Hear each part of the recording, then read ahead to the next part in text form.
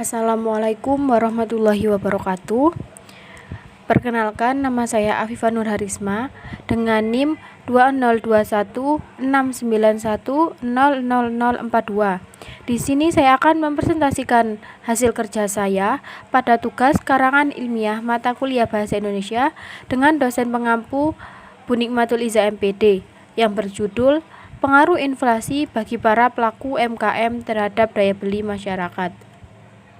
Dalam karangan ilmiah ini memuat kata pengantar, daftar isi, abstrak, bab 1 pendahuluan yang terdiri dari latar belakang, rumusan masalah dan tujuan, bab 2 pembahasan yang terdiri dari teori inflasi, teori UMKM, teori daya beli masyarakat, dan strategi yang dilakukan para pelaku UMKM akibat inflasi untuk menjaga stabilitas daya beli masyarakat.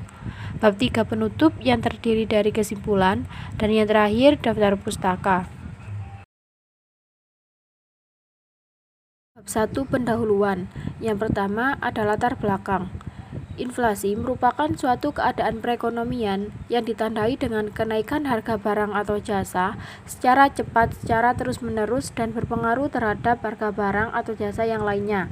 Inflasi sendiri disebabkan oleh dua faktor yang paling utama, yakni permintaan akan suatu barang atau jasa yang tinggi dan juga meningkatnya biaya produksi. Meskipun banyak hal lain yang juga menjadi penyebab terjadinya inflasi, diantaranya kekacauan pada bidang ekonomi dan politik, yang justru akan memperlambat pertumbuhan perekonomian suatu negara. Terjadinya inflasi yang berkepanjangan juga akan sedikit atau banyak merugikan para pelaku UMKM. Hal ini dikarenakan apabila inflasi terjadi, maka akan menyebabkan bertambahnya beban atau pengeluaran seseorang akan suatu barang atau jasa, yang nantinya akan mengakibatkan penurunan daya beli masyarakat, di mana yang seharusnya jumlah uang yang biasa digunakan untuk memenuhi berbagai kebutuhan hidup justru hanya bisa digunakan untuk satu kepentingan saja. Yang kedua ada rumusan masalah. Dalam rumusan masalah termuat yang pertama, apa saja yang dimaksud dengan inflasi serta beberapa faktor dan dampak yang dihasilkan. Yang kedua, apa saja yang dimaksud dengan UMKM serta adakah penggolongan UMKM tersebut. Yang ketiga, ada apa saja yang dimaksud dengan daya beli masyarakat serta faktor apa saja yang dapat mempengaruhinya. Dan yang keempat, ada apakah strategi yang digunakan oleh para pelaku UMKM akibat terjadinya inflasi untuk tetap menjaga stabilitas daya beli masyarakat. Yang ketiga ada tujuan yang memuat yang pertama untuk mengetahui maksud dari inflasi serta beberapa faktor dan dampak yang dihasilkan. Yang kedua, untuk mengetahui maksud dari UMKM beserta penggolongannya. Yang ketiga, untuk mengetahui maksud dari daya beli masyarakat beserta faktor-faktor yang mempengaruhinya. Dan yang keempat, untuk mengetahui strategi-strategi yang digunakan oleh para pelaku UMKM akibat terjadinya inflasi untuk tetap menjaga stabilitas daya beli masyarakat. Bab 2 pembahasan. Yang pertama ada teori inflasi. Inflasi merupakan kondisi yang menunjukkan kenaikan tingkat harga umum yang berlangsung secara terus-menerus. Kenaikan harga yang dimaksud bukan terjadi hanya sesaat saja. Maka apabila terjadi kenaikan harga hanya bersifat sementara, hal ini tidak dapat dikatakan sebagai inflasi. Artinya, tingkat harga yang dianggap tinggi belum tentu menunjukkan inflasi. Inflasi adalah sebuah indikator untuk melihat tingkat perubahan dan dianggap terjadi jika proses kenaikan harga berlangsung secara terus-menerus dan saling mempengaruhi. Inflasi berkaitan dengan mekanisme pasar yang disebabkan oleh beberapa faktor pendukung. Inflasi sendiri memiliki beberapa faktor penyebab, di antaranya karena adanya tekanan dari sisi supply atau adanya peningkatan biaya produksi.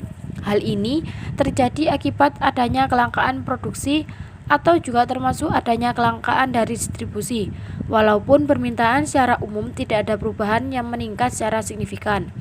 Yang kedua, dari sisi demand atau permintaan. Permintaan yang tinggi terhadap suatu barang atau jasa, sehingga membuat harga barang atau jasa tersebut mengalami kenaikan. Hal ini juga diakibatkan karena adanya permintaan total yang berlebihan, di mana biasanya dipicu oleh bertambahnya likuiditas di pasar, sehingga terjadi permintaan yang tinggi dan memicu perubahan pada tingkat harga. Penyebab inflasi lainnya juga berasal dari perilaku masyarakat yang seringkali memprediksi atau menggunakan ekspektasi angka inflasi dalam keputusan kegiatan ekonominya. Hal ini yang menjadi penyebab inflasi, yakni bertambahnya uang yang beredar di masyarakat, serta ketidakseimbangan antara permintaan dan penawaran.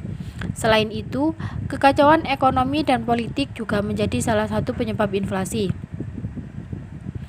Berikut juga beberapa dampak dari kondisi inflasi. Salah satunya bisa menurunkan daya beli masyarakat, terutama di kalangan menengah ke bawah. Jika masyarakat mengurangi minat akan belanja, maka pertumbuhan ekonomi akan bergerak melambat.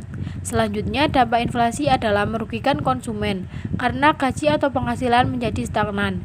Namun, biaya pengeluaran meningkat akibat kenaikan harga barang atau jasa. Berikutnya, dampak inflasi akan berpengaruh pada kemampuan ekspor suatu negara. Biaya ekspor menjadi lebih mahal dan daya saing produk ekspor menurun, sehingga devisa negara akan berkurang. Dampak inflasi yang tidak stabil ini akan menciptakan ketidakpastian bagi pelaku ekonomi dalam mengambil keputusan. Inflasi yang tidak stabil akan menyulitkan keputusan masyarakat dalam melakukan konsumsi, investasi, dan produksi yang nantinya akan menurunkan pertumbuhan ekonomi. Yang kedua ada teori UMKM. UMKM atau singkatan dari usaha mikro, kecil, dan menengah adalah suatu kelompok usaha yang dikelola oleh orang atau badan usaha tertentu yang kriterianya ditetapkan berdasarkan Undang-Undang Nomor 20 Tahun 2008 tentang usaha mikro, kecil, dan menengah. Di Indonesia sendiri, arti UMKM memiliki peranan yang sangat penting dalam pertumbuhan ekonomi. Hal ini dikarenakan sektor UMKM adalah penyumbang PDB atau produk domestik bruto terbesar, yang paling banyak menyerap lapangan pekerjaan serta relatif tahan terhadap krisis keuangan. Berikut jenis dan kriteria UMKM. Yang pertama ada usaha mikro. Usaha mikro adalah sebuah usaha produktif milik perorangan atau badan usaha perorangan yang memenuhi kriteria usaha mikro dengan kekayaan bersih paling banyak 50 juta rupiah di luar aset tanah dan bangunan, dengan pendapatan setiap tahunnya tidak lebih dari 300 juta rupiah. Yang kedua ada usaha kecil. Usaha kecil adalah sebuah usaha produktif yang berdiri sendiri, dilakukan oleh orang perseorangan atau badan usaha yang bukan merupakan anak perusahaan atau cabang perusahaan yang dimiliki, dikuasai, atau menjadi bagian baik langsung maupun tidak langsung dari usaha menengah atau usaha besar, yang memiliki kekayaan bersih antara 50 juta rupiah sampai dengan 500 juta rupiah di luar aset tanah dan bangunan tempat usaha, dengan pendapatan setiap tahunnya berkisar 50 juta rupiah sampai dengan 2,5 miliar rupiah. Yang ketiga ada usaha menengah. Usaha menengah adalah usaha ekonomi produktif yang berdiri sendiri, yang dilakukan oleh orang perseorangan atau badan usaha yang bukan merupakan anak perusahaan atau cabang perusahaan yang dimiliki, dikuasai, atau menjadi bagian baik langsung maupun tidak langsung dengan usaha kecil atau usaha besar, dengan jumlah kekayaan bersih